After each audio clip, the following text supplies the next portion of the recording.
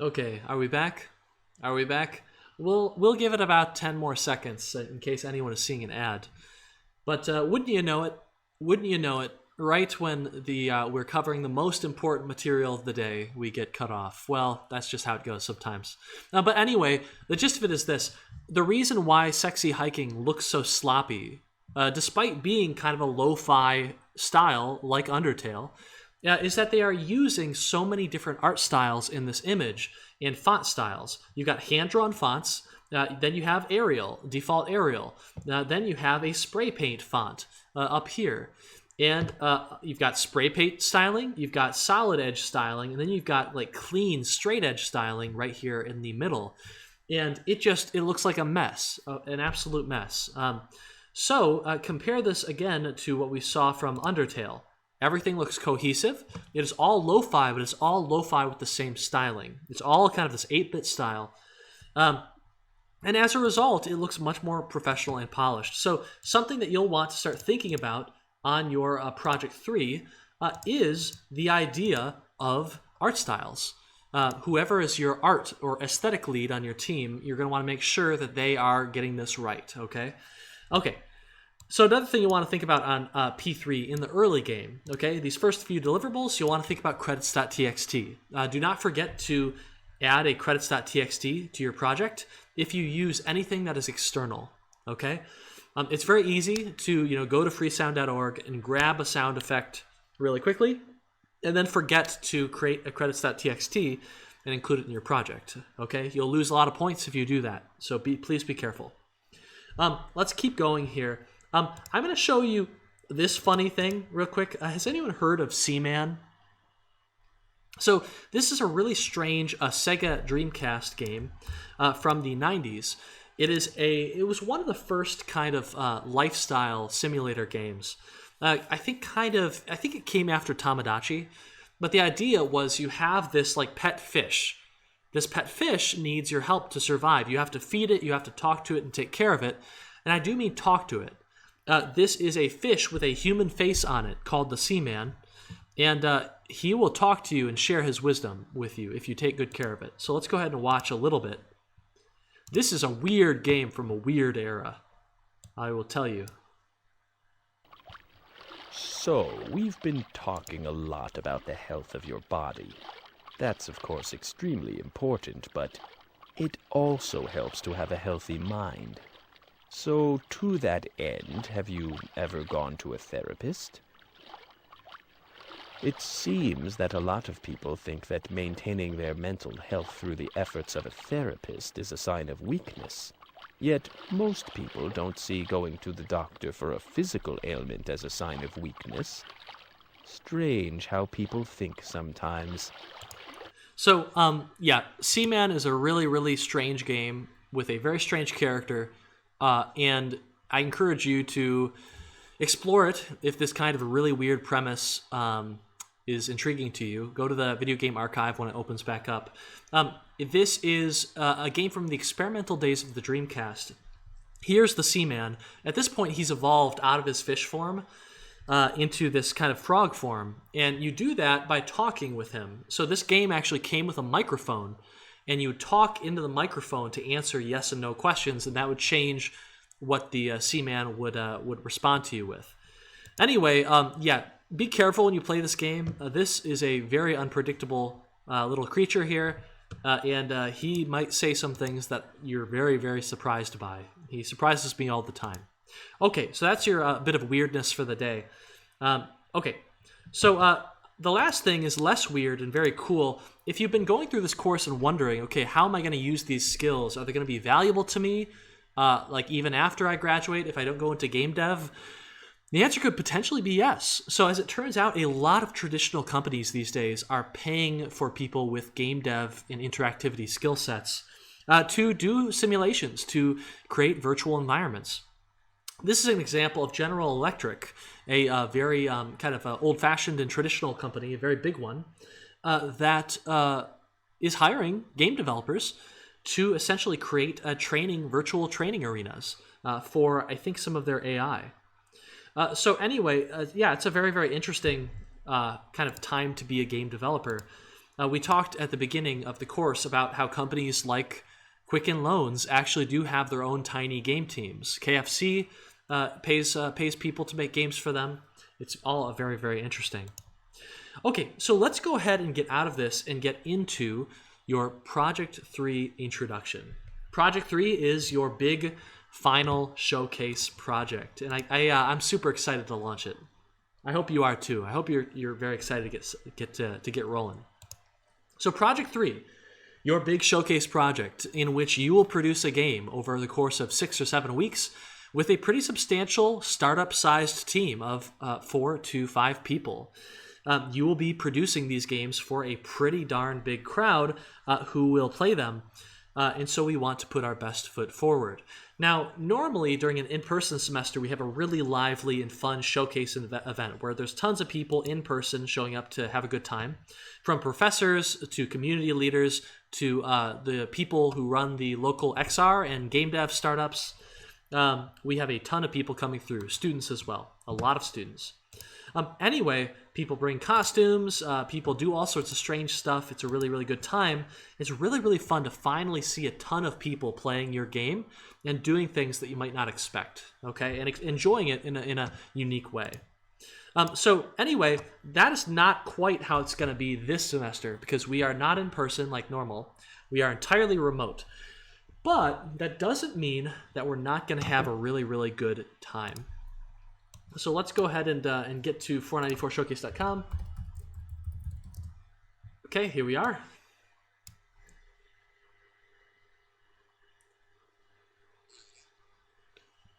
So I believe you've already seen this before, but I'll just do a quick recap. 494showcase.com. Uh-oh. Pause it. If I leave the stream at the top running, then we get a positive feedback loop, and I end up crashing the stream and maybe my computer. But this is the website where people will go to find your games. You will get your very own tile up here, and you will produce some aesthetics for it, whether that's a GIF or a really high-quality image, a piece of art. You're trying to pull people in to come play your game. If you manage to get them to click on your tile, then they get to read a little blurb from you describing your game. They get to visit your itch.io page, and get to download and play the game. Right, we've got all the images here, got the video here, and they can also watch your trailer. Let's go ahead and take a look at this trailer right here, Wild West Beans.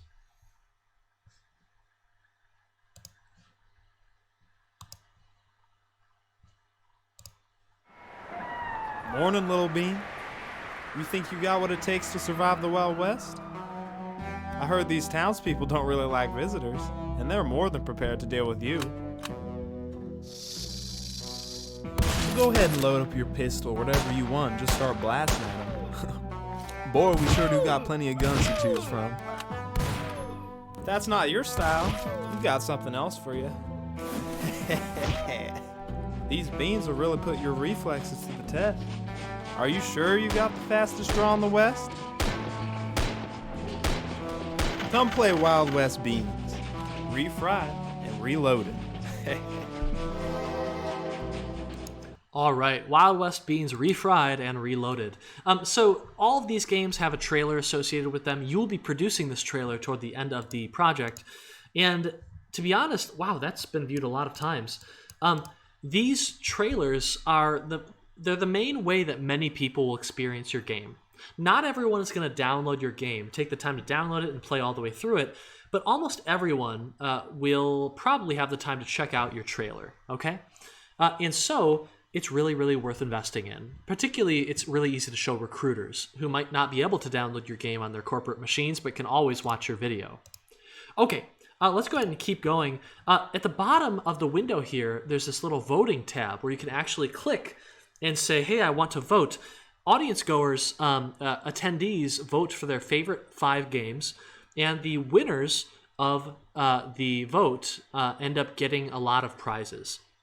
We have around 50 digital game codes for various games, and you get to choose what game you want to take based on the order in which your team places.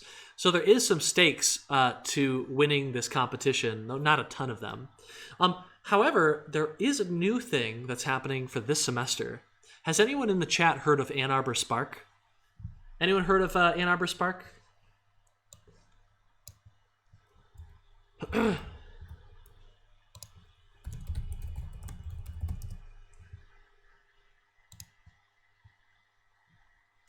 All right, I'll take that as a no. So Ann Arbor Spark is an incubator in downtown Ann Arbor. They are kind of stationed right next to Liberty Plaza, I think across from Tio's or something. Yeah, they're essentially here to help small teams. They help startups grow, get resources, connect with the right people, and eventually, hopefully, generate jobs in the Ann Arbor region. So Ann Arbor Spark has been funding internship opportunities for Unity developers, XR developers, game devs around here for quite a while. This semester, they are launching a new program that is with the Showcase. So it is the XR internship program for the Showcase. Essentially what's going to happen is they are going to invite 4 startups to the Showcase, and those 4 startups are all going to be allowed to select one person who they want to offer an internship to this summer. So in other words, there are going to be local companies looking to hire you at this Showcase event. And potentially more if we get some AAA talent to visit. Sucker Punch usually comes, and other companies do as well. But that is to say, you want to put your best foot forward. This is a big project. It has the most points of any assignment in the course. And so you'll definitely want to invest yourself thoroughly for this one. I know you're already doing that, though. So just keep it up, all right? Okay, so let's keep going here. I want to show you a few more games. Let's go ahead and show you Danger Docks, Spaced Out, and then I'll show you some single-player games. Most of the games you'll make for the P3 are going to be single-player simply because of the pandemic and because this course doesn't have quite enough time to get you well-versed in online networking. So let's go ahead and take a look at some of these games. Here's a really good P3 game, Danger Docks.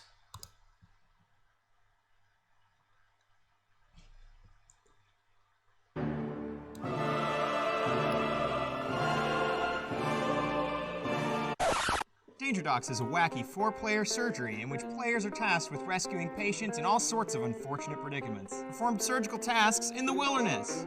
Watch out for thieving raccoons and hungry bears. Extinguish fires and fend off carnivores in this jam-packed party game that's sure to get your blood flowing. All right, so Danger Docks, a really, really cool kind of asymmetric multiplayer cooperative game. Most games, I think most players would be, have enough on their plate with just, hey, trying to find the right utensils, making sure that those equipment is clean. The equipment are clean. The equipment is clean. Yeah, I think that works. Fending off animals, trying to figure out who needs to do what, right?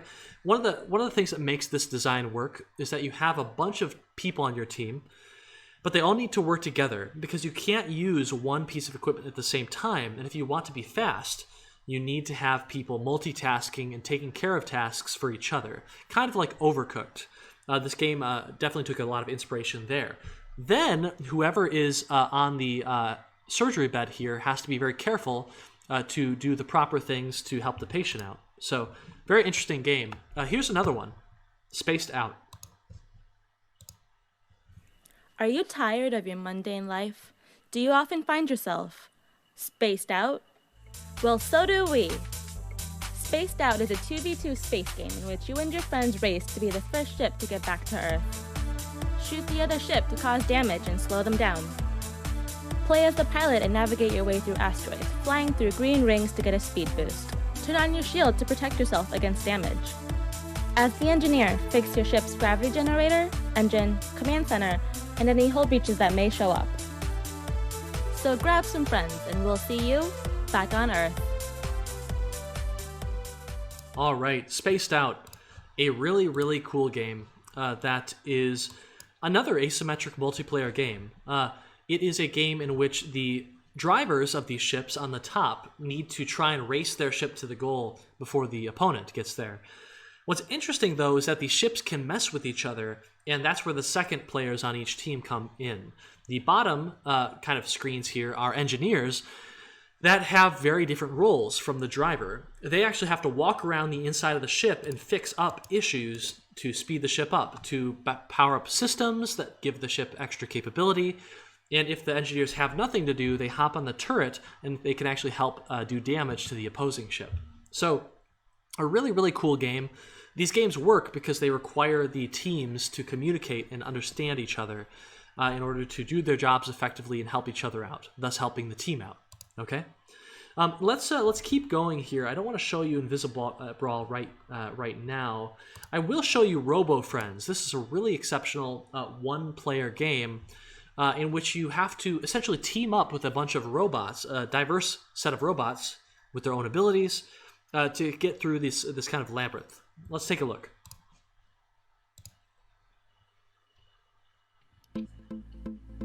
In Robo Friends, you're a space traveler that has become trapped in a strange facility full of friendly but broken robots. Armed with your robot connection gun, you connect to and cooperate with these robots to escape danger, solve puzzles, and survive.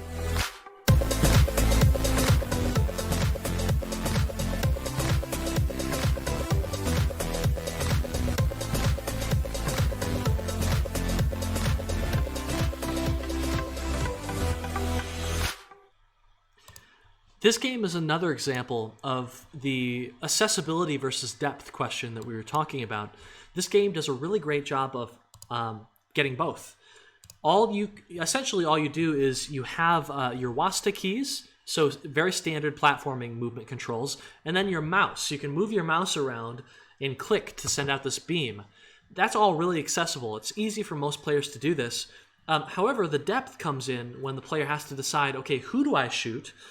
Which Robo Friend do I team up with right now? And then how do I use each Robo Friend to their maximum extent to get through this puzzle, okay? So anyway, a lot of these games, they have, if you look at them, they're not super long, but they have the level of polish that you might expect from a kind of a light indie release. With a little bit of polish, these games could be polished up and put onto stores like the Steam store, or could be put on itch for sale, or could potentially find a publisher and then be put on the Nintendo Switch, the Xbox, the PlayStation. And so a lot of teams actually do end up doing that these days. The Yoked team did that. We also have the Lights Out team, and we have the Gamer Apartment team with Snowbound. I think I've talked about some of these in the Discord channel. But anyway, let's keep going. I want to talk about the schedule for P3 because it's the most extensive project by far. And I want to talk about it in high-level terms and then the low-level specific dates and deliverables. So we'll start with the high-level stuff first. You can break this project down into 3 phases. The prototype phase, which is very similar to what you did on P2. In fact, it is essentially P2, okay? But again, and with more teammates. We then move on to the expansion phase, and then we have the polish phase, okay? If you recall, P2 was all about finding something unique, finding a mechanic, some core mechanics that work. It wasn't really about making a big, long game, right? So the prototype phase, which is about the first 2 weeks starting today, is very similar to P2. It's all about experimentation. It's all about risky ideas and trying to find the fun. You want to find some accessible but deep core mechanics and controls that you can then flesh out into a larger game that's going to be really satisfying for players. 2 weeks after we start this project, so in about 2 weeks, we'll be entering the expansion phase. The objective for us is we want to take our core mechanics and we want to really explore them. We want to find out, okay, now that we have these core mechanics where you can shoot a beam and connect with a robot and get their abilities, what else can we do with that? What surprising things can a player do when they have these mechanics given to them? So you're really exploring your main mechanics as much as possible. The different contexts that make that mechanic shine in different ways. You'll be doing a lot of playtesting. You'll be trying to figure out, okay, what designs work really well with our mechanics? How do we make our main mechanics in our game shine? And what designs and contexts really don't make these mechanics shine? you'll be trying to find more fun, but you'll also be trying to deepen the fun, right? So you might have had something that was kind of cool, but not very long or not super interesting in your prototype. Now you want to really deepen that mechanic. Find all the different ways to make that mechanic really important and special. In the final 2 weeks of our project, you'll be working on the professionalism of it. You'll be trying to do things like add scene transitions. You'll be trying to add a lot of juice. You'll be trying to make sure the theming works really well so that players are more likely to understand what they're supposed to do in your game. And all of this, the marketing even, all of this is going to help a lot when it comes to actually getting people to play your game. You can make the most incredible experience, but if no one really plays it, then what was the point? So we're going to spend a lot of effort, and we're going to invest a lot in producing trailers and juicifying our entire game, and making things feel professional grade, right? To the point where we could potentially release these games on Steam if you wanted to. You could certainly do that after the class, and I actually recommend it. It'd be a really, really good experience. Your goal here is presentability. You want this big final showcase project to be a really nice high note to go out on, if many of you are graduating very soon. And so we want these games to be a fantastic portfolio piece, not only to kind of remember your time at UMich and how much you learned in terms of programming and game dev, but also if you're looking for a job, you can show this to recruiters, you can show this to friends and family, and open up doors that way, okay? All right, so let's keep going. Each of these phases are around 2 weeks a piece, and it's usually a pretty good time. A lot of students report this project as being their favorite, and not just because they get to produce something at the end that's really cool, but also because you run into a lot of challenges that are very authentic. The kind of challenges that prepare you well for going and working on a small team at Amazon, or a small team at a startup, or a small team in academia in a research lab. So we hope that you'll use this Project 3 as a chance to really get practice and improve your team contribution abilities. Okay? Let's talk about the low-level schedule now. We just talked about the high-level schedule, but the dates are important. So let's talk about those. Today, it's the 8th, March 8th, and you are beginning today on your first big deliverable, your P3 Gold Spike. Now, it's very similar to your P2 Gold Spike. If you recall, that assignment was all about getting your game loop completed so you can play the game, you can restart the game, you can play it again, you can restart it again without using a cheat code and without your having to kill your process, okay? The P3 Gold Spike is also about vetting your most difficult and risky mechanic. So whatever your team decides tonight maybe that you want to kind of work toward, that is what you're going to try and get implemented for this Gold Spike. Prove that you can do the riskiest part of your project. After a week, we're going to move on to a milestone deliverable and a second milestone after that. These are just kind of standard deliverables. You'll be delivering a completed game loop. You'll want to start working on your interesting decisions. You'll want to start getting your guidance into the game, and maybe a little bit of juice, okay? On the 29th, you will start the P3 Alpha period, which means by the end of it, you want to have a game that is essentially feature complete. That's what Alpha means, feature complete. You're not going to be adding any new features into your game after this point. You're just going to be polishing it and fixing it and balancing what you already have.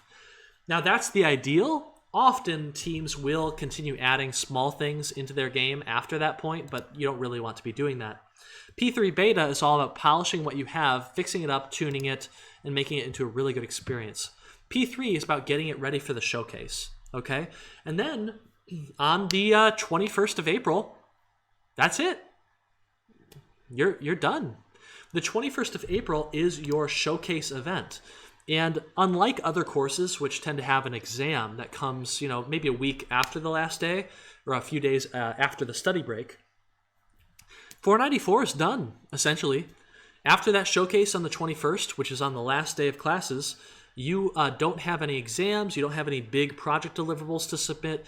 The only thing you have is you have to do your P3 postmortem and your P3 peer eval.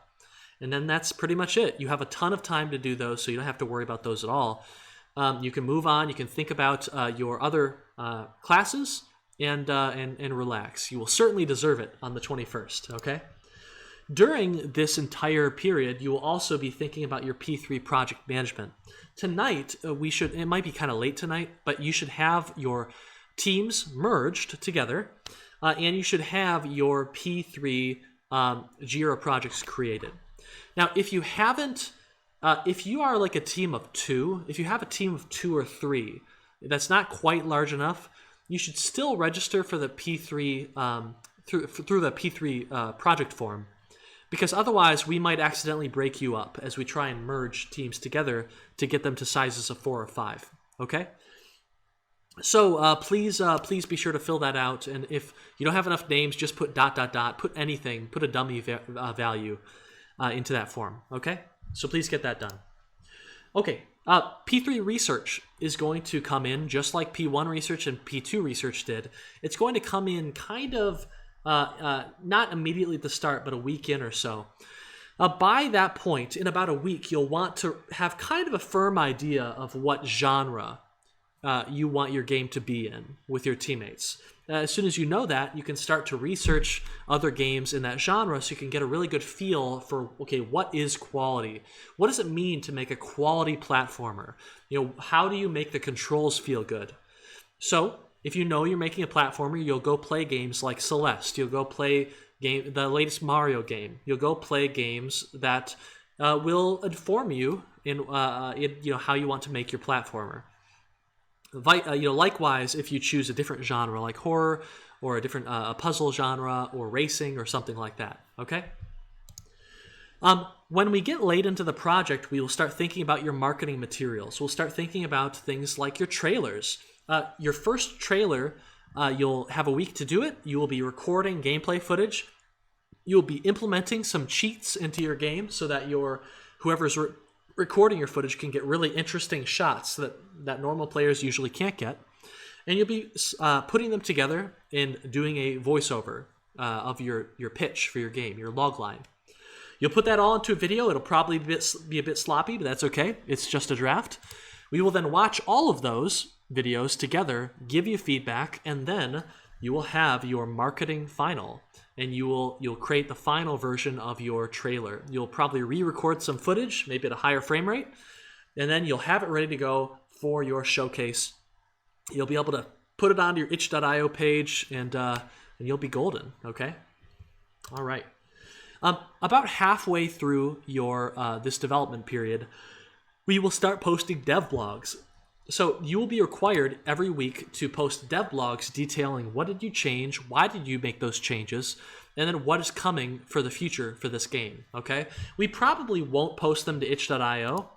We'll probably post them other places like medium.com or indiedb.com or tigsource.com.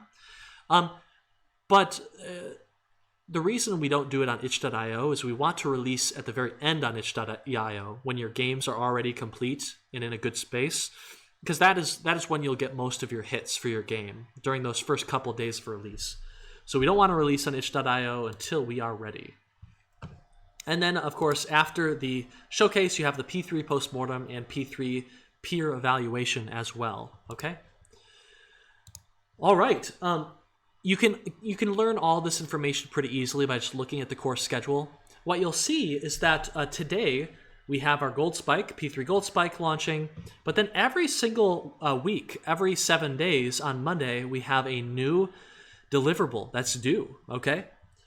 And that's pretty intense, okay? Every single week you're going to have a deliverable, and every single week on Monday, you will not have a lecture. You will have a really cool kind of playtesting session, okay? These playtesting sessions will be kind of like the ones you did for P2. You'll have the 2-hour period, and actually way longer than that. You'll have about 48 hours to get your playtesting done. That will consist of you playing about 4 or 5 other games for like 10 to 20 minutes each, okay? And as a result of this, every team in this course, every Monday and Tuesday, will get about 4 or 5 hours worth of playtesting footage on your game. which will be super useful. You'll get that from peers. You'll also get some time from your staff as well. And you can use that footage to determine what your tasks for the new week should be, okay? That is often how it goes, and it works really darn well. Let's keep going. I have some final information, then I'll take some questions. This is a project that has teams of 4 and 5. It is your biggest project by far in this course. It has, I think, the majority of your points in this course, 400 plus points at stake. This is a really good opportunity for a portfolio piece that you can show recruiters, send to friends and family, and just generally enjoy. These games do a lot of stuff. These P3 final results are really impactful for most of the students who make them. There are some limitations, though. Just like P2, you should not do a tower defense game. If you really want to do one, make contact with us, and we'll negotiate a little bit. We want to make sure that the game is fast-paced enough that the showcase goers can play it and still play all the other games at the place, okay? At the showcase. No online games, and the reason why we don't really allow this is because, and you can let us know if you really want to do this, but this course does not have enough time to give you a thorough understanding of how to make networking games. And as a result, what will happen if you try to make networking games is you will find yourself devoting all of your resources to just fixing networking bugs, which can be very vicious, and your design is very likely to suffer, okay? You can still do minor things like high score tables that are online networked. That's okay. But please let us know if you want to do online networked games. What we'll do is we'll point you toward tools that can make it much easier, like Parsec. But otherwise, this is a really, really good semester for focusing on a single-player game if you can. All right? No mini-game collections. You know why this is. You're not Hudson Soft. You're not going to be able to create 70, super polished, well-guided, easy-to-understand little mini-games that are also deep and satisfying. In fact, it would be a struggle, I think, to create 3. So focus on one. Focus on one polished 10 to 15-minute experience that is well-guided, easy to understand, accessible, but also very deep and engaging, okay? And then try and avoid super violent games, okay? I understand if if you're making a horror game or something, you're going to need some blood in there probably. But we will let you know if your game is trending to be a little bit too violent to showcase, and we'll kind of course correct a little bit. You don't have to worry too much about it. Okay. Now, the last thing I want to tell you about P3 before we go ahead and probably take a break here is I want to walk you through a potential weekly schedule. So Project 3 is a really intense course, and it's also very difficult because you have a team that needs to coordinate in order to be impactful, be productive. And so what you can do is you can come up with a recurring meeting schedule. In fact, when you get your team, this is one of the first things you should do. Create a definitive schedule that is recurring, so it happens every week, and that is well known, all right? So that everyone knows, when you're going to meet and what you're going to do when you meet, okay? So when are you going to meet every single week, and what are you all going to do when you meet? What are you going to focus on? So here, just from historical data, this is a schedule that tends to work for a lot of students, a lot of P3 teams. Monday through Sunday we have here. On Mondays, this is the day in which you submit all of your deliverables. So this tends to be the day that most teams they do their final submission and then they relax. They chill out a little bit. Maybe they play test some of the other, student games if they want to. But mainly this is just rest. On Tuesday, this is when most teams will play test the other peer games. They'll get that out of the way. They'll send their recorded videos to the people who made the games, and as a result, they will get a ton of footage. On Wednesday, the team will meet and they will watch the peer videos that they get. They'll watch the video data from the staff. They'll check their grades and their feedback, and then they will meet as a team. They'll have a big team meeting. They'll plan the tasks for the rest of the week based on that footage they got. They will then spend Thursday and Friday working on those tasks. They will have another team meeting on Saturday and Sunday. On Saturday, they will check the task progress, make sure that everyone's doing okay. They will, see if you need any additional help, any additional resources. And then on Sunday, they will have a team meeting that is purely dedicated to fixing bugs integrating all of the work and then submitting the game early, okay? And then they'll do a final submission on Monday, just in case, and then they'll rest up. That's a pretty typical schedule, and it tends to work really, really well. You meet once early to review footage, create tasks, you work on those tasks, and then you meet once again to make sure that it's all integrated and bug fixed, okay? And that's essentially how it goes for P3. It's a really exciting project. It's a ton of fun, but it can also be very challenging. That is part of the satisfaction, though. Okay, so do you have any questions? Does chat have any questions? I know this is a little bit less of a talkative group than the first section, by a mile, actually, but that's okay. Does anyone have any questions about Project 3, its restrictions, or any tips or anything like that?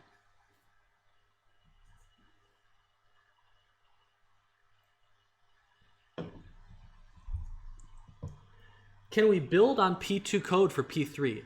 Yes, you can. Absolutely. In fact, one of the things that you probably want to do with your team when you meet them is you probably want to go over everyone's P2, particularly if someone liked their P2 a lot. Go over their P2. Think about, okay, should we expand any of these? Should we take these and make them into a full game as part of our P3? That's absolutely valid, and you can totally do that. However, there's a difference in expectation between P2 and P3. P2 is a 2-week project with one person. P3 is like a 7 or 8 week project with 5 people. And so the expectations are way different between these two. So keep that in mind. You definitely, if you do choose a P2 mechanic to carry into P3, you want it to be one that's very deep, that you can create a ton of content around. Okay. So we've gotten P2 kind of explained here, but I'd like to show you a couple more examples of really, really great P2 projects, P3 projects. Here's an example that is actually being commercialized right now by a P3 team from last semester. It's a game called Yoked. It's a game that's kind of a getting over it style puzzle traversal challenge, where you are an egg with these pretty swole arms, and you need to climb your way out of the kitchen and to freedom. Let's go ahead and take a look at it. Okay. Here we are. Okay, play our game here.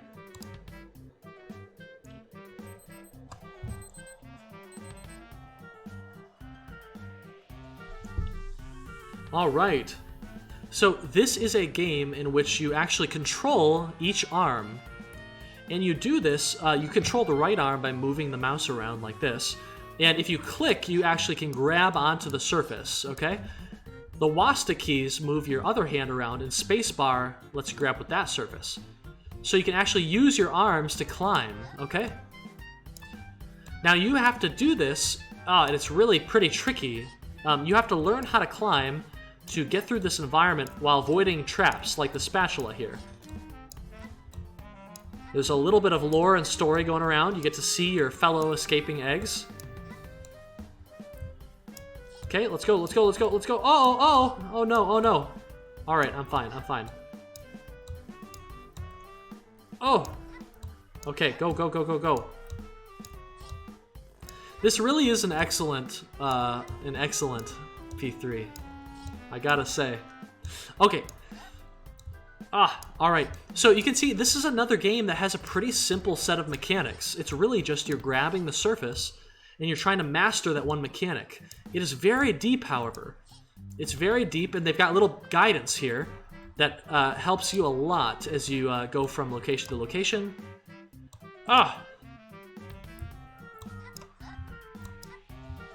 Okay, we're going down. We're going down. All right. We can swing here. Okay, good, good, good, good. All right. Anyway, all right. I think you get it. A really, really cool P3. Woo! All right.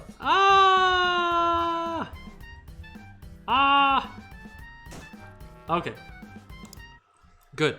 So an example of a really great kind of single-player P3 that has a very accessible mechanic, a mechanic that's very easy to understand and get into on the surface, but one that is very intricate and deep. One that takes a while to master, but once you do, you can really move through stages quickly.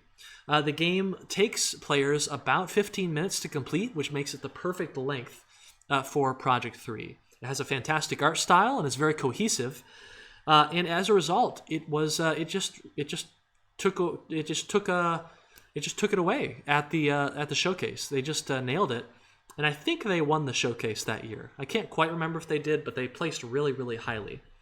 Okay, the other game that I'd like to show you is another game called Rubik's Cubot. Let's take a look here.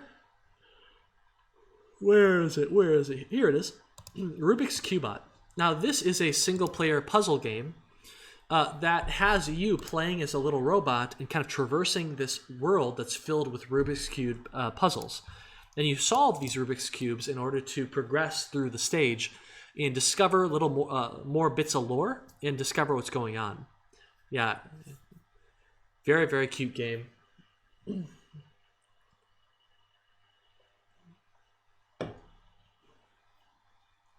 And what you'll notice about both of these is that they're definitely they are getting to that professional grade where they are polished enough that you could go and you could commercialize these if you want. We got the fancy title screen with the main character blinking at us here in the intro animation.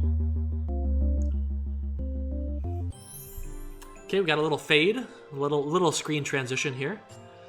This is really laggy. Usually it's much smoother, but it's really laggy right now. Okay, let's walk around.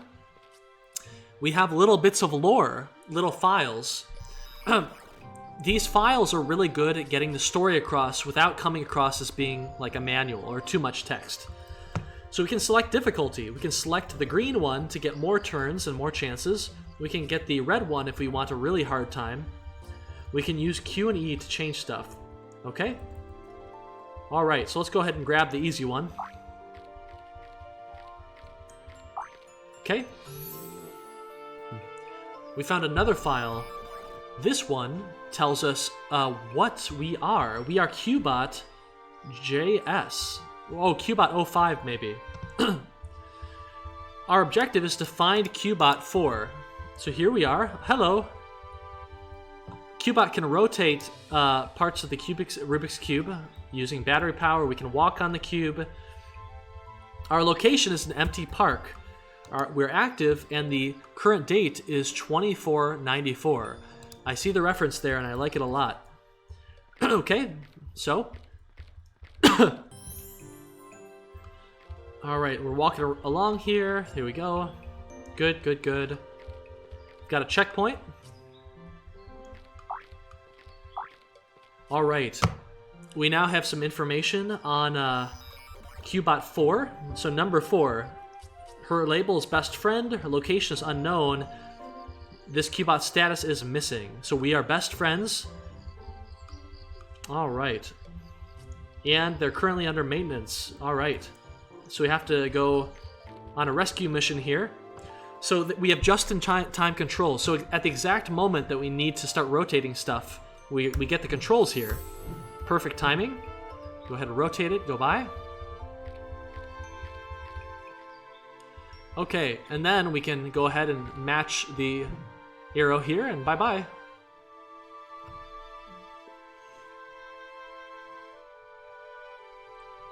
Okay, so now that the tutorial area is complete, we have this much larger and more interesting area to tackle. Let's go ahead and do that.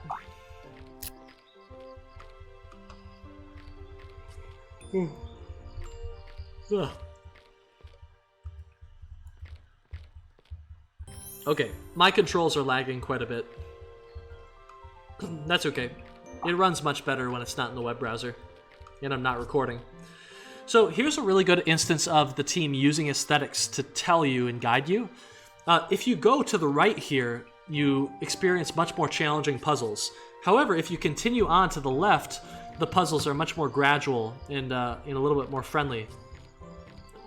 So let's go ahead and come over here. So we'll hit this right here. We will then solve the puzzle. We've got another puzzle right here. I think this one's maybe a little bit more involved. Ah, there's a teleporter. Here we go. Okay, so none of these are very difficult right now, but they get quite a bit more challenging. This one involves multiple blocks. Okay. Can we get over here? Ah, nope. Can we do something over here, maybe? No, I don't think so. I'm really, really bad at these. Does anyone do a lot of Rubik's Cubes in the chat? Here we go. Here we go. Alright. So anyway, I think we've seen enough. These are two examples of excellent single-player games that don't need online networking and did a fantastic job at the showcase. They were very, very successful and very popular. And they also have many of the elements you would expect to find in a professional, commercially released indie game. And that's the kind of thing that you as a team will want to fight for, that you will want to invest in to achieve. And with 5 people, if you specialize and if you do some of the efficiency techniques that we're going to talk to you about in just a sec, you'll be able to achieve that, okay? Okay, it's 3:30. My voice is starting to die here. So let's go ahead and let's take a 5-minute break. You can ask any questions that you have, and we'll throw on some music, and we'll see you then, okay? All right. Go ahead and use the restroom, grab a drink, and we'll see you in 5 minutes.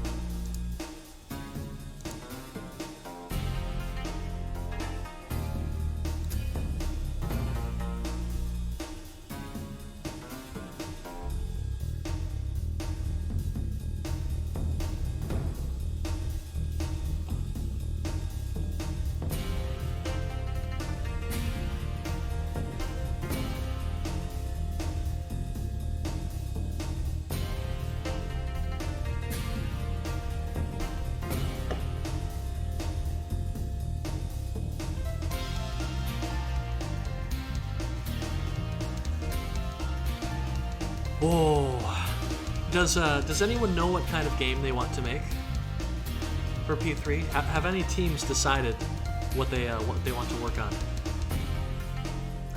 And how many people are waiting for the merge tonight to happen to get their team? It's cool if so. I'm just curious.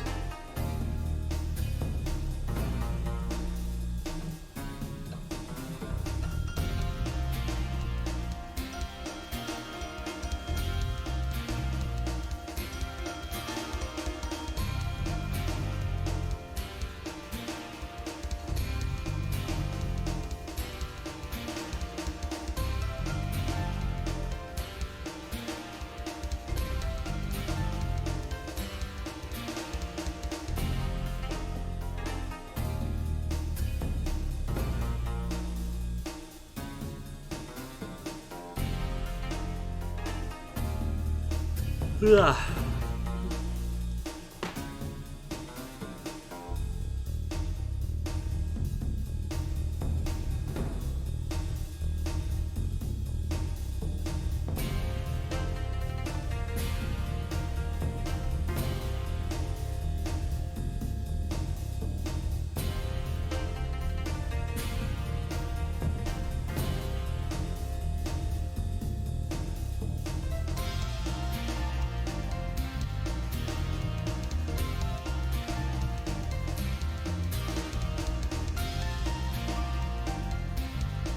Okay, we'll give it about 2 more minutes, then we'll get back to it.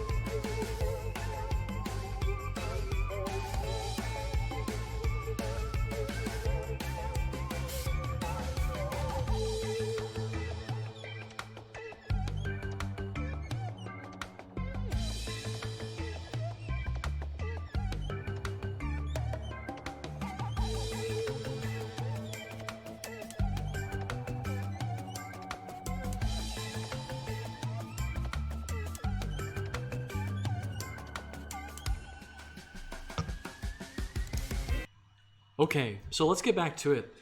So you have 2 assignments that have released today. You've got the P3 Gold Spike and P3 Project Management.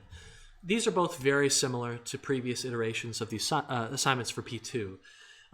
Except for that P3 Project Management, if you felt that maybe Jira was overkill for Project 1, a project in which you had 2 people trying to coordinate, and you thought it was maybe a bit pointless, it's not, but a little bit pointless for P2, a project that had only 1-person teams, I think you'll find that the Jira project management tools and reports are really, really, really useful when it comes to working on a team of 4 or 5, okay?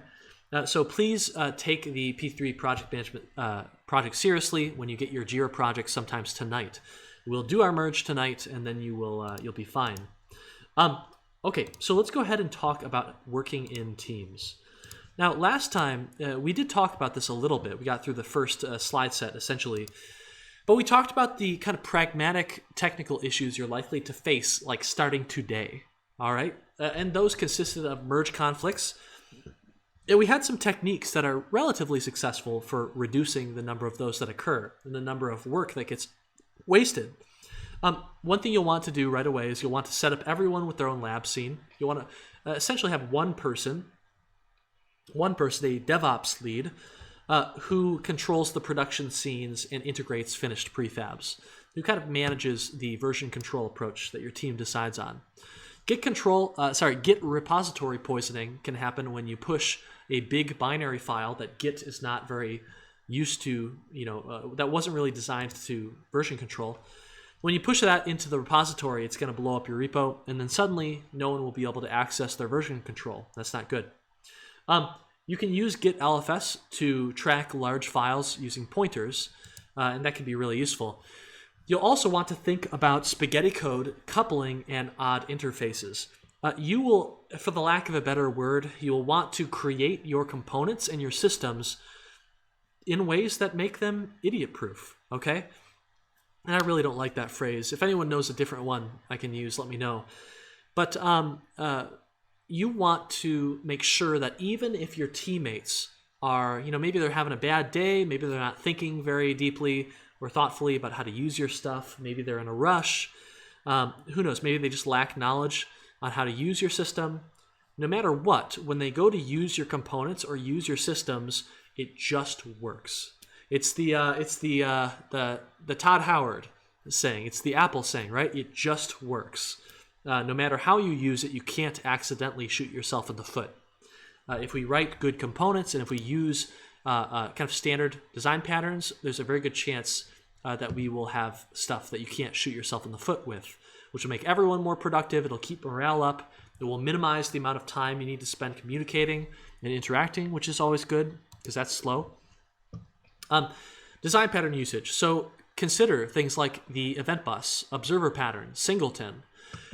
Consider approaches to documenting your systems. So make sure that you standardize on something. Maybe you get with your team and you decide, okay, every single file in our code base is going to have a comment block at the top that explains what this file, what this system does, what this component does and is used for. Okay. Something that you'll want to think about on your team that can be very, very poignant and impactful is the topic of specialization. Now, when I was an undergraduate, I had these ideas in my head that I was going to study and I was going to work super hard and I was going to become a super well-rounded engineer. I was going to become an excellent AI engineer, well-versed in the latest machine learning techniques. I was going to become a database engineer. I was also going to become a really, really great compilers engineer too. Also, I was going to be really good at game dev. And what I discovered was that the amount of time and effort and energy it takes to become a master at any one of these topics is vast. And the amount of time and energy and patience that we have is limited, right? In fact, if you just think about your brain, it does take up a finite amount of space. There's a finite amount of stuff you can actually store in your brain. And so, being well-rounded is possible, but being an expert in everything, not so much, okay? Large projects are super complex. Our resources up here, they are limited. And so knowledge acquisition it is an expensive thing, right? To become a master at any particular topic, it requires a lot of investment. And this all results in the fact that in modern engineering, being a jack of all trades but a master of none is not rewarded, okay?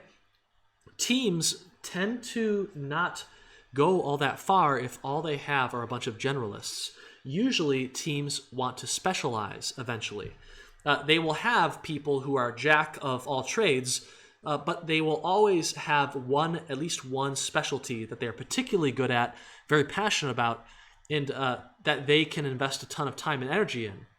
A topic that they can work in and they gain energy instead of lose it. Okay? The solution here is specialization. It's the idea that when you have a team, you might want to designate someone as the developer operations lead, right? Someone who cares about efficiency of the dev process itself. Someone who's going to manage version control. Someone who's going to enforce the standard practices to prevent Git conflicts from happening, stuff like that. You might have someone who becomes the design lead, who is going to be the master of the game's overall design, who's going to be enforcing the standards that you decide on as a team, right? So all levels will be not open because our core mechanics don't work very well if you have a large open space. They will be very claustrophobic and thin and confined to rooms that have hallways and are a little bit less open, right? You might have an art lead who's going to be responsible for the final look of the game, who's going to be the one in charge of determining what the game's art style will be, and who's going to be the one exploring and experimenting with different shaders and different art styles, different fonts, different color palettes, stuff like that. You can have a data lead, someone who's going to be implementing all of the data collection to make sure that when your team makes certain decisions, for instance, on the game's design or its scale or its scope or its content, that the team is informed by hard evidence, data collected from playtests. You might have someone like an AI lead. If your game has AI agents in it, NPCs or maybe enemies that need to be really intricate and need to be really interesting, and react in dynamic and surprising ways, then you might want to dedicate one or more people to being AI related, okay? Now, you can have more of these, right? And if you think about these particular leads, they often have their own specific things to think about. Tonight, when you have your team, it might be really, really useful, right? Not just to start working on your project, but you're also going to want to become familiar with your teammates relatively quickly. You want to not only start working, but start hanging out more, right? Come up with a work period, where you can all work on different courses, different stuff. But, just hang out, get to know each other a bit more, play some games together. Find out who is super passionate about design, who has an eye for design. Maybe they've made games before that had really good design. Maybe they have a blog they maintain where they break down the design of existing games really well. But find out who cares about aesthetics. Find out who cares about design, who's really into efficiency of the development process and project management. And then you might want to start getting those people to specialize so that they can be, in their most effective role. For DevOps, you can think of the DevOps lead as someone you absolutely should have on your team as the protector of the development process itself. If you ever feel like you are moving slowly, you're getting bogged down in boring technical issues, you just can't contribute and put cool stuff into the game because you're just dealing with Git issues all the time, the DevOps lead is the person who you should talk to, the person responsible for making sure that you are as productive as possible. This is a role, DevOps is something that you find in many internships in industry. They're often given a semi-exclusive control of the repository. They are given the power to accept or deny pull requests when one of your team members creates a branch with a new feature on it. One reason you might want to deny a pull request is if you are coming up and getting very close to an important deliverable. Because every time you integrate a new feature into your game, there's a big chance you're going to create new bugs. In fact, even when you are pushing bug fixes, there's a chance for you to contribute more bugs that you might not expect. And so what'll happen on professional teams is that, a month or two out from the deadline, from the important deadline, people will just be contributing code, merging branches all the time. It'll be a bit of a mess, but that's okay. You've still got a bunch of time. Now, a couple weeks out from the deadline, someone, usually the lead producer or the development, or the DevOps leader, will take control of the repository and they'll start rejecting certain pushes. They will reject certain changes that you've made until the deadline has passed, because they only want bug fixes. They only want stability improving pushes to go through. Okay? So that's when they'll do that. They'll enforce version control policies, so making sure everyone has their own lab scene, dealing with merge conflicts when they do arise. They will hunt down efficiencies that they can find in the development process itself, and as a result, they will have the team will enjoy a much more efficient and high morale and productive production. Okay? A aesthetics lead, as we kind of mentioned before, is going to be the protector of the first impression.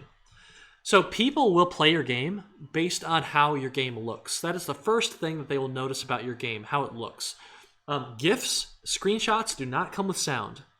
So audio is super important, but visuals are maybe one of the more important things that a game can have and nail.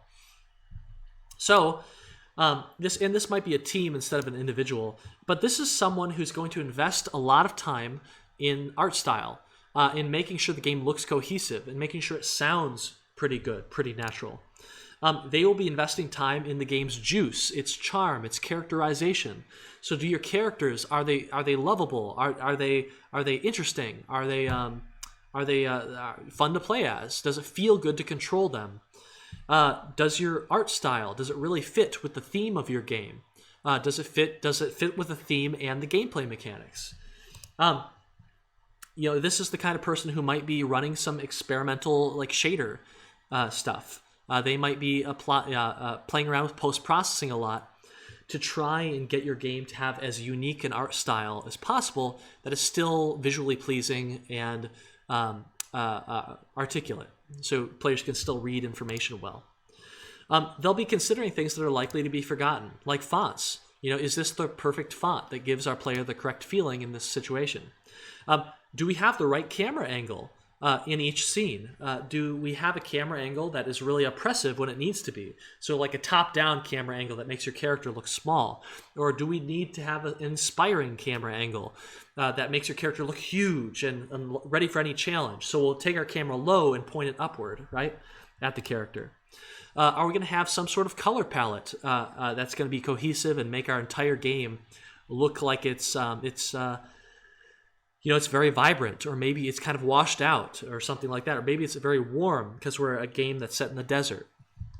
Stuff like that. Scene transitions, right? Make sure it's not jarring. Professionalism, general professionalism, etc.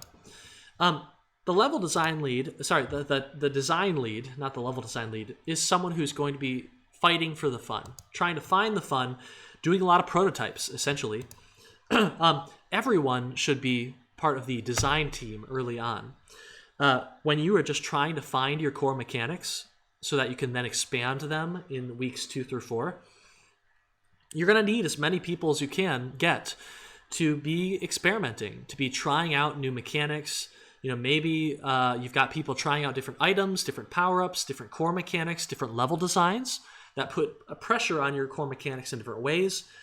You'll all just be trying to find out, okay, what works, what doesn't. What are all the things we can do with our core mechanic? What are all the different control schemes that let the player access the core mechanic? Which are the ones that are the most kind of natural and effective? You'll be investing time into paper prototyping. You'll be doing a lot of sketches, and this is kind of a fun topic.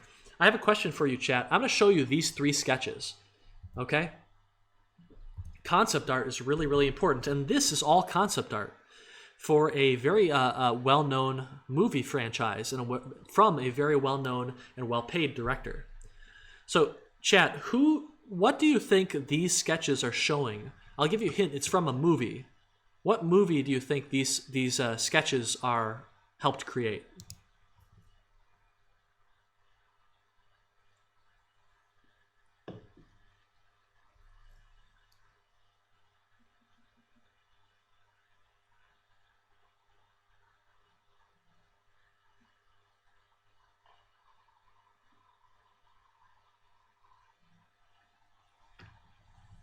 Absolutely. Yep. So Mandelbrot got it. So this is actually Ryan Johnson's sketches when he was storyboarding Star Wars: The Last Jedi, which I think was a semi-recent outing of theirs. And Rian Johnson is a famous director. He's done a lot of good work on the Breaking Bad series, if I recall. But I think a lot of people are surprised to see this level of quality in the sketches, right? I mean, these are not things you would put on a wall. These are not particularly beautiful drawings. It is kind of hard to tell who these characters are sometimes. And he was paid about $3 million to do this. But here's the thing, okay? It's not really, when you're sketching and you're a designer and you're trying to get your ideas across, it's not really about how beautiful your artistic ability is. It is really entirely about how do you get your teammates to understand your ideas. Okay, you need them to understand your ideas so that you can convince your team to invest the time and effort in making them come to life. And so, really, all that matters is that you get the idea across to your teammates and that you do so quickly. And even though these are not super beautiful, they do get the idea across. And actually, I'll show you mine. This is a sketch that I did for a game that was going to feature a drone that you'd fly through caves. You'd fly through caves with this drone, and you can see kind of the rings on the outside that have bugs on them. It's kind of like a shish kebab drone that has rings. It delivers bugs to bats inside of a cave that will then eat the bugs and restore their health. What happened was we take sketches like this, we hand them off to artists to then make them really beautiful and very clear, and then they make it into the final game. Here's another example of some sketches we did for a potential detective character named Tracy. The idea was she was going to have this humongous magnifying glass that she could use for many purposes, to get the time, get information. It's like a digital watch face in here.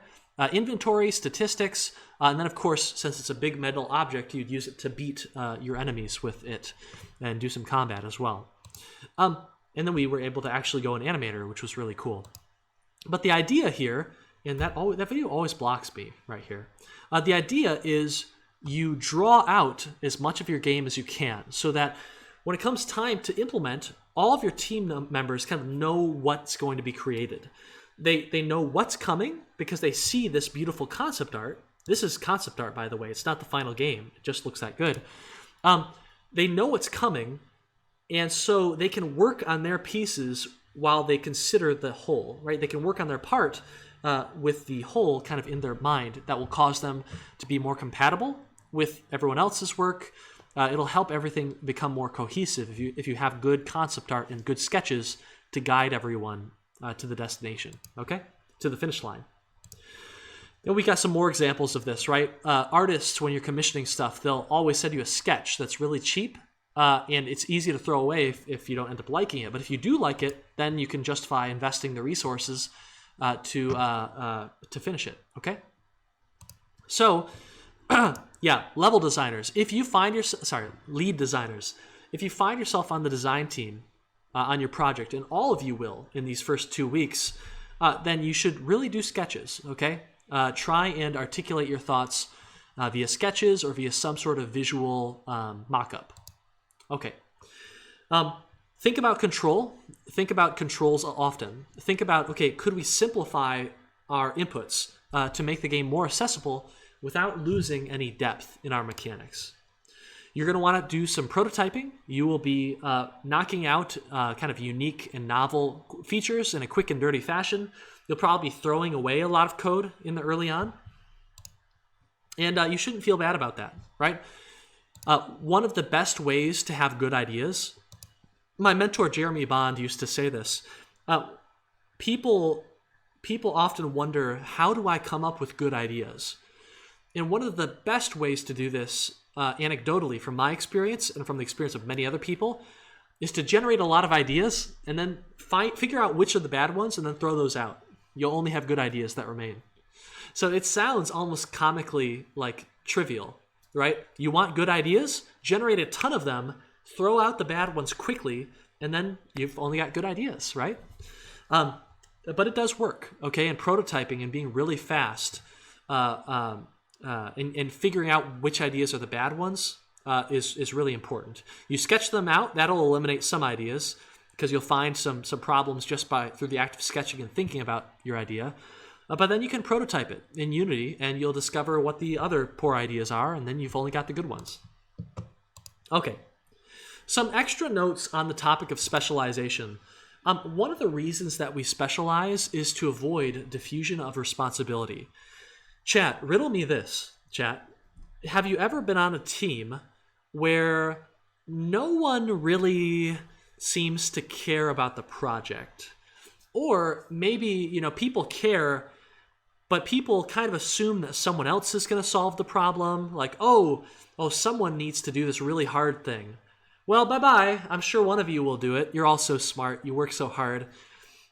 Or have you ever been on a team where, one person is kind of carrying the workload and the rest of the team members are just kind of off to the side because they know that one person will carry the heavy stuff? Has anyone been on a team like that? Maybe in high school or maybe earlier in college? Hopefully not in this course.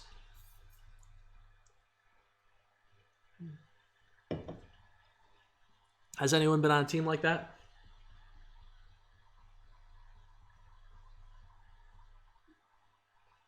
I feel like if, how there's that joke students give where if the teacher doesn't show up for 15 minutes, they get to leave. I feel like if the students stop responding, then I am to assume that 15 number underneath the stream is just bots or something. In that case, I get to leave early. We can just end the lecture now. So, anyone have that experience of kind of getting onto a team where everyone's apathetic or one person is just dominating the team? This is the diffusion of responsibility at work, and this is essentially how it manifests in teams. Diffusion of responsibility can absolutely destroy teams, and it's something that you'll have to be really careful to avoid. So let's go ahead and watch a little video on this.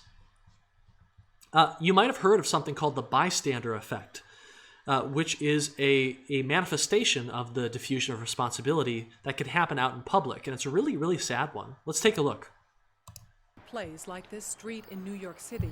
If you were unfortunate enough to be the victim of a crime or taken ill unexpectedly, you might think that surrounded by all these people, someone would intervene. After all, isn't there safety in numbers? Psychologists say no. Research suggests that often a victim is less likely to receive assistance when surrounded by a group rather than a single bystander. When people are in a crowd, it's easier to pass the buck. It's what psychologists call the diffusion of responsibility. Liverpool Street Station in London, a busy thoroughfare for commuters. Unknown to these passers-by, Peter is an actor. As part of an experiment on bystander apathy, he's pretending to be ill. Help! Help! How long before he gets help? Please, somebody. Help! Help me, son. Please help me. Helping would be inconvenient or even risky. He lies there for more than 20 minutes and no one raises an eyebrow. Please, somebody help me. It's always very distressing to watch situations like this where people are obviously suffering and no one's actually helping them. But what we have here is two conflicting rules. One is the rule that we ought to help, and the other is the rule that we ought to do what everybody else is doing.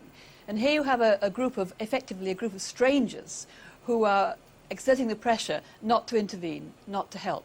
And it's very difficult to rebel. Ruth, another actor, takes Peter's place. How long before she receives help?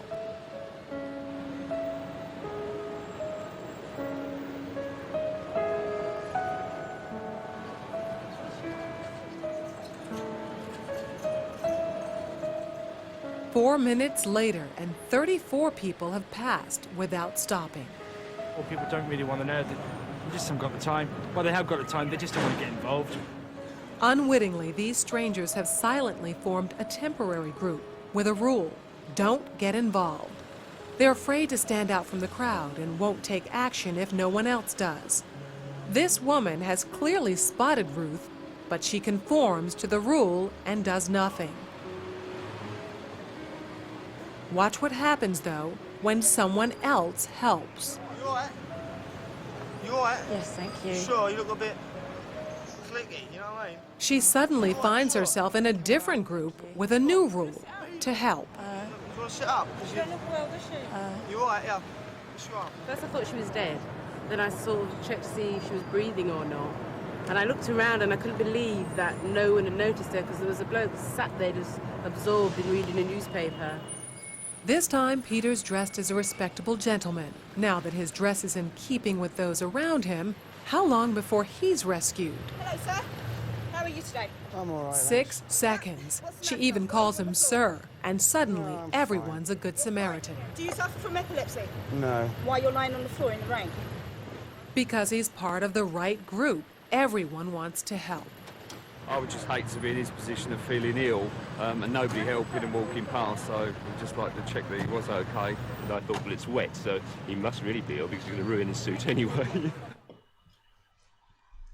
Pretty scary, huh? Bystander effect, it's bad news. But it's something that is very, uh-oh, we're going to autoplay here. Oopsie.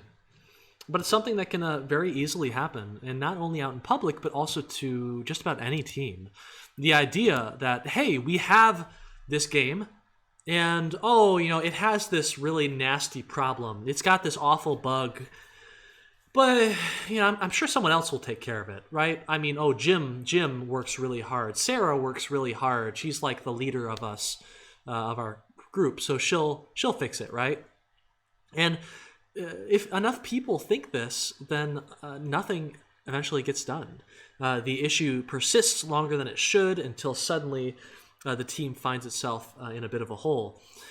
So one of the things that specialization helps us get past is this division of responsibility. Why? Because it is not ambiguous at all who should be doing what. So if your game has a massive problem with its aesthetics, if it looks poor, if it makes a poor first impression, then there's probably going to be someone on your team who is in charge of aesthetics, right? If you are the aesthetic lead and your game looks really poor, everyone is going to know who wasn't quite getting it done, right? So that's why specialization can kind of help us take more ownership of various parts of the project. One potential issue, though, is pride and a lack of empathy. When you specialize, you can often get this feeling that, hey, like, I'm the AI lead. I'm supposed to know everything AI related. You know, I'm supposed to be able to solve all these problems, you know, by myself, because I'm the one AI lead, right? But in reality, the problems that we're trying to solve here, they're seriously hard. Okay, whether you're talking about AI or whether to make a game look cohesive, this is tough stuff. And so even if you are specialized in some way, even if you are the lead for AI or the lead for aesthetics, you need to have the ability to reach out and ask for help. Okay. Now, pride and fear of judgment can often prevent this. Oh, why is that person the lead for AI if they're asking for help? Shouldn't they be able to do this themselves? That's the fear, right? But as it turns out, right, these problems are seriously hard. Just because someone specializes in something like art or design doesn't mean they're going to have all the answers to be able to solve all of those problems. So the solution here is we really want to adopt a culture in our teams of our, not me or mine, okay? In other words, instead of his problem or her idea, it's our problem, it's our ideas, okay? Right? As soon as something becomes too much owned by a certain individual, it starts becoming Austin's problem versus our problem. right? Instead of Amber's idea, right? Instead of our idea, right, that we should consider, it's Amber's idea, right? And so when you start applying ownership too strong to various parts of your project and different various ideas and stuff, what can happen is it becomes not a battle between ideas and merit. It becomes a battle between people and politics. So who is the leader of this team, right? If you ever get to a point where it is Austin's idea versus Ishwar's idea, and Austin happens to be the professor or the leader of the group, then there's a chance that the best idea might not win. It might just be whoever is more powerful, their ideas will win. And at that point, everyone's going to suffer because you will end up with a suboptimal game born out of suboptimal choices. All right? So when you get onto your team, whether that's tonight, you start talking to each other, or tomorrow, remember, it's about okay? It's about our ideas. It's about our problems, and that will help a lot. Just dressing it up in that way. Another thing to note about specialization and working on teams is that this is a team of leads and specialized talent. This is not a team of gods. Okay, what do you call it? Of perfect gods who cannot ever get things wrong, or who can never be questioned. Some successful teams have gods on their teams, but most are not. One very poignant example of a team that has a god on it is the teams of Hideo Kojima. And you probably know Kojima. Kojima's a very big name in games because he, whatever team he leads, he has final say on everything. He's, I believe the term is auteur. Let's go ahead and take a look. You have an auteur or a god, an omnipotent god on your team when this is how that person gets introduced.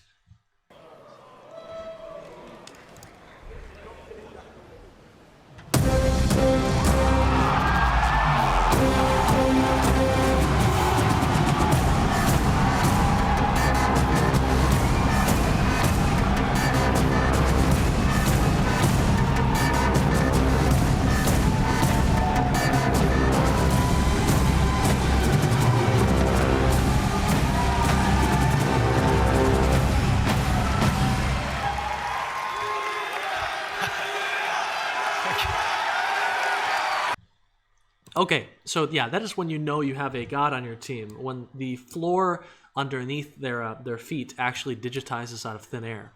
Though, of course, no god is perfect. No one is perfect. No human is. And you can see Hideo actually outwalked his digital tile right there. So her rehearsal, it wasn't supposed to go that way in rehearsal, okay? Here's the thing.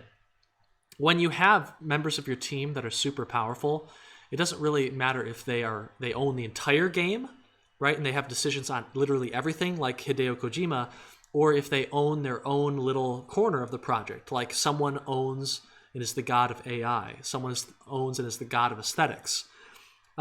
When that happens, usually feedback becomes really poor quality because they don't have to really listen if they don't want to, and oftentimes they don't. They don't even solicit feedback. When this goes well, when you have a really talented god on your project, you can end up with good games that are really quirky and strange.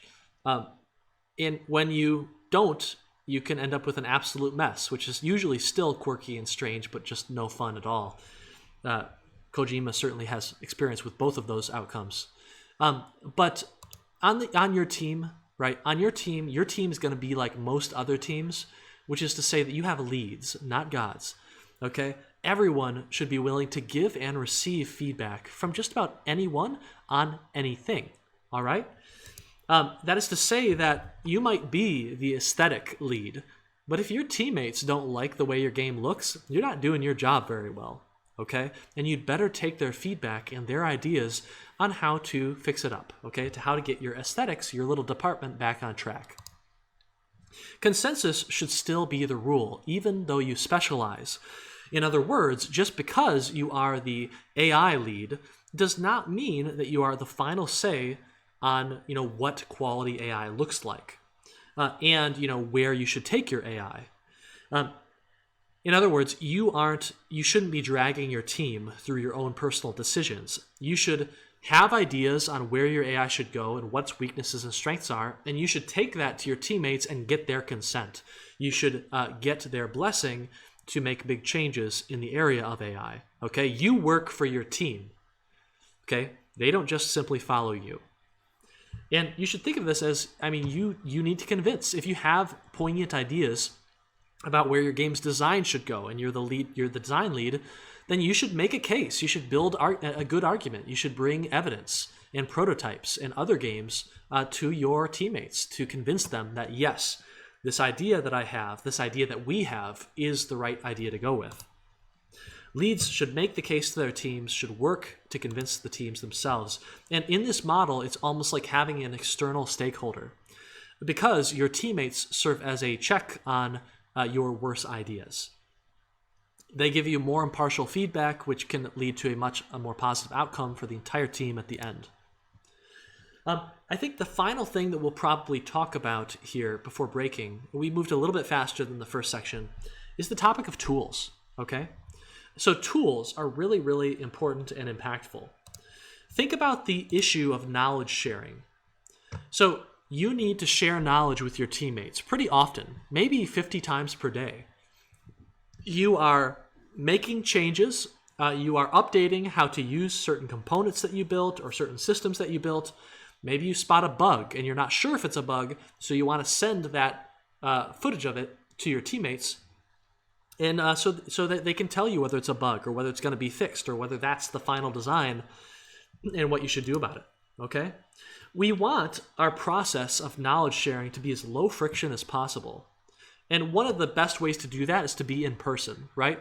Low friction, right? You have a question, you just, hey over there, right? They're working right next to you. You just ask them, right? You walk over there, they show you how to do it. It's real fast, it's frictionless, it's good. And because knowledge sharing is something that happens hundreds of times per day, maybe, with your teammates, you want this to be, you really want to invest a lot to make sure that your ability to communicate is really excellent. And so one solution that you want to consider is something like ShareX, right? These are tools that if you haven't installed these already, I'll show you again, right? Like, oh, hey, I noticed that the wrong word is used in my presentation. I should go quickly record it. Control-Shift-2, I'm already recording. Oh, let me go highlight the word so that my teammates know exactly what I'm talking about here. Boom, that word, okay? Oh, hey, let's click stop. Okay, stop. It is now recording. Okay, it's done uploading. And now it's in my clipboard. I just copy and paste it in. Boom. My teammates already have the video. So the moment that I see something in the game that I don't like, I can quickly Control-Shift-2, begin recording. And, when I'm done, boom, upload. It's automatically copied into my clipboard. I simply paste the link to my teammates, and they can see exactly what I'm frustrated with, okay? And that can be really, really, really helpful. Speeding up communication, making it super efficient like that. You no longer need to have 5 back and forths trying to describe what you see and don't like in text. You just snap a video of it, boom, done. All right? MonoSnap, I think, is something similar for OS X. Free and open source, expected ramp up time around 30 to 45 minutes. And other solutions consist of things like Slack and Discord or WeChat. When you want to, so email is an okay form of communication, but it's really meant for long form communication where you might get a message, but you might not answer it for a couple days. And so that's not really a good way to develop software. You want to be iterating constantly, interacting, getting feedback. And the interactive nature of that communication is best served by tools like Discord or Slack, where you can quickly send images to each other, quickly have a back and forth in real time. It's even more important because of the pandemic and how little time we're all going to get just hanging out with each other, okay? Free, easy to use, and they also are really great mobile apps as well. In person, that's not very important. However, one thing that you should do is you should use Doodle, When is Good, and Google Calendar to make sure that you meet at reoccurring times. So an example for you, right? you can use Doodle very easily. I'm sure many of you have already used it to figure out when each member of your team has availability. And as soon as you know that, right, every week we all have a 2-hour block on Wednesdays between 4 and 6 p.m. Then what you can do is you can go into your Google Calendar and you can actually you can create events here. You can invite everyone to the calendar, and then you can set little parameters on the calendar that will allow you to set notifications. So whenever an event is coming up, everyone will be emailed as a reminder, and everyone will be texted as a reminder as well. So people have no excuse to miss. And then what you would do is you just fill out your schedule, you try and allocate time. How many of you have a budget, can I ask? How many of you have budgeted before? You know how it is said, if you want to save money, you create a budget, right? Just the act of knowing where your money is going is probably going to save you a good portion of it, right? As you discover, oh, I shouldn't be spending money here, I shouldn't be spending money here, I can cut this out, I can spend a little bit more here because it's important to me, but I'll cut this out, right? If you want to save money, you create a budget. If you want to save time, you budget your time. And what does that look like? Well, create a calendar. Create a calendar and start laying out what are all of your weekly recurring obligations and where are your open blocks of time. What you'll find is that you can often organize things to get a lot more done in less time than you thought, okay?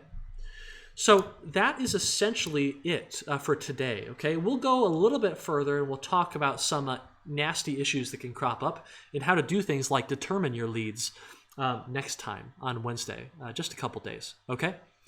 Otherwise, that is it, everyone. Thank you so much for joining us. I'll stick around for a couple more minutes to get any questions, though I didn't really get in a ton during this lecture, so I don't imagine you'll have many.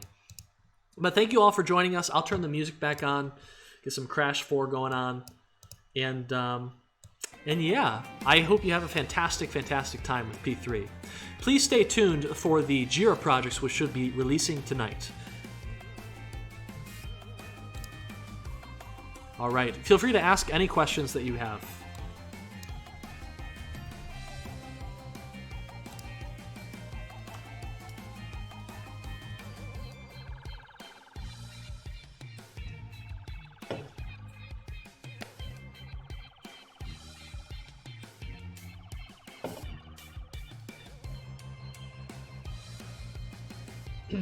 So there's not a centralized checklist of things that you should do. There are a number of things that we have talked about. So if you want to, well, you should read through your specs, right? You should read through your assignment specs for P3 Gold Spike and P3 Project Management. You should also make contact with your teammates if you already have them.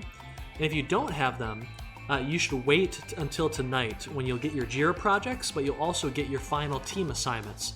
We need to do some merging to put everyone onto teams of 4 or 5, okay? So that is what I would do. Otherwise, just rest up, think about what kind of genre you would like to lobby your teammates for. So you really want to make a fighting game, maybe, because you've been dreaming about that for a long time. Or maybe you want to make a rhythm game. I don't know. And think about how you're going to lobby your teammates about that. What kind of examples are you going to show them to get them excited? Stuff like that.